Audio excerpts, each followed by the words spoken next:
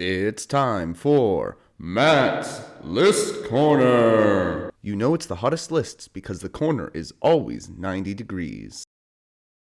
Hello everyone and welcome back to another List Corner. So let's just dive right in because we've got a fun list to look at today. Now to start though, we need to actually look back in time a little bit because a very similar list was being used around Worlds at Adepticon back in March, pre-updates. That list I'm talking about was Thrawn Gideon. This was the version I liked. You had a tiebreaker on both sides, lots of movement. It was usually being deployed as a Kanan counter, more of a control style list, but you were ideally not playing it into things like I'd Invader because once things get blown up, all that movement is a lot less useful if it's not contesting.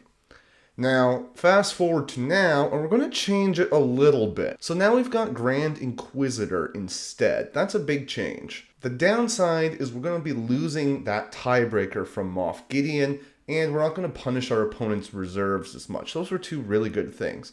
But on the flip side, we add a lot more mobility. Grand Inquisitor still gets a free dash on his turn. He can obviously advance or something for an action, but then also from his attack tree, it's pretty easy for him to get the expertise dash, a reposition if he gets 2 down.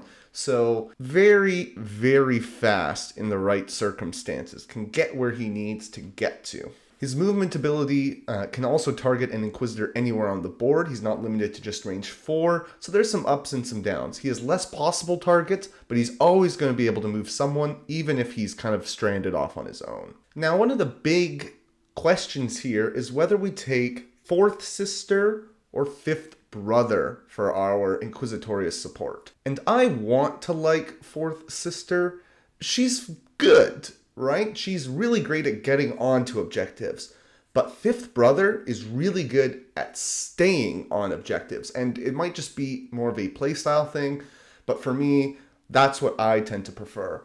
Whenever I go back to playing 5th Brother, it just feels so much better with that stickiness for staying on objectives. But you could really go either way. It's more of a personal preference thing.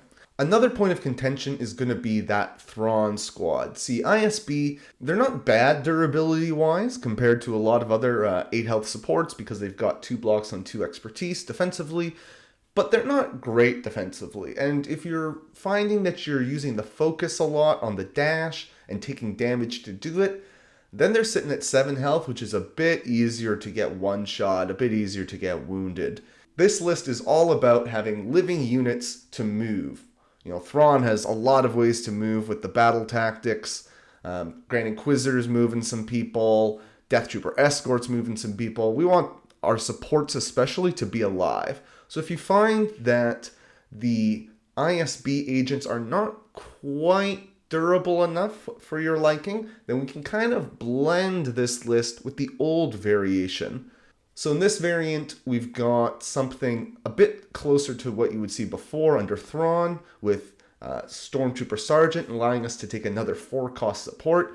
And I still love Dark Troopers. I think they're still incredibly durable, and the immunity to pin is also very handy in a movement-focused list. And once again, you could take 4th Sister if you really wanted to. I did mention the battle tactics briefly, so let's just talk about which 2 I like. Thrawn says that sometimes brutality serves a purpose, and I do not agree. I think that card never really serves a purpose. The other 2 are just so much more reliable. You're always getting some great movement effects from the lower down abilities, and then the top abilities are much better too. The extra attack expertise, it's fine. It's not anything to write home about. I would rarely ever use that, but the really shining one is Reckless Gambit. It adds some extra diceless displacement to the list, including obviously for some characters who wouldn't usually get to use it on their turn.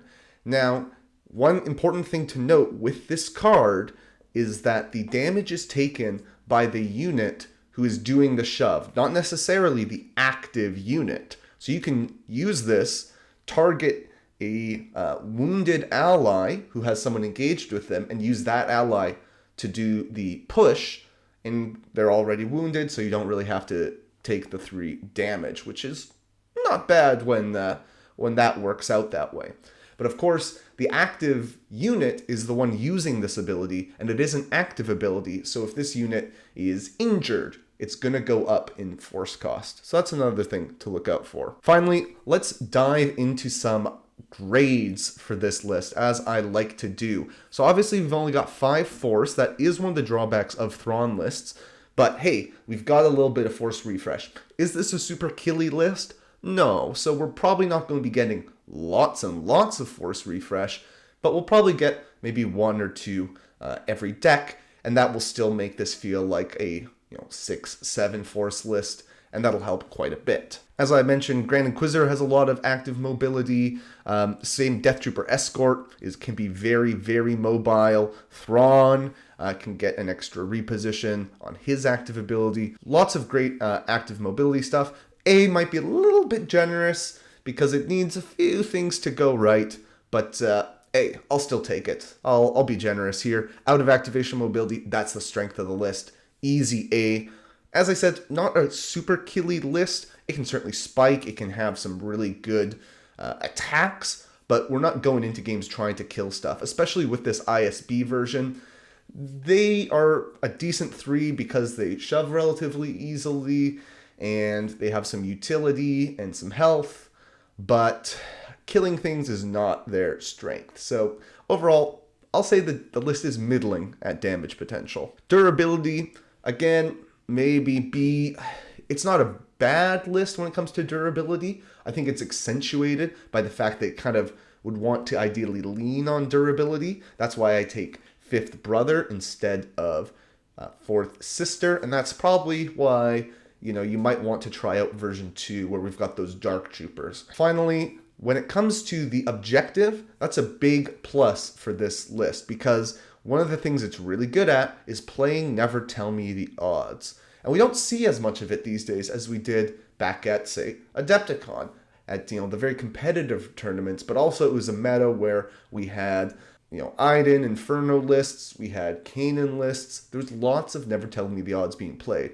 In the new meta, we're seeing a lot more Galactic Republic still. It's the new shiny toy, and they don't like to play Never Tell Me the Odds that much. This list loves it. With all this movement, with these units who can kind of win these one-on-one battles, all these little tricks and tools we've got, Never Tell Me the Odds is a great objective for it. We want to be taking it. That's going to give us an advantage in a lot of games. So that's it for this list corner.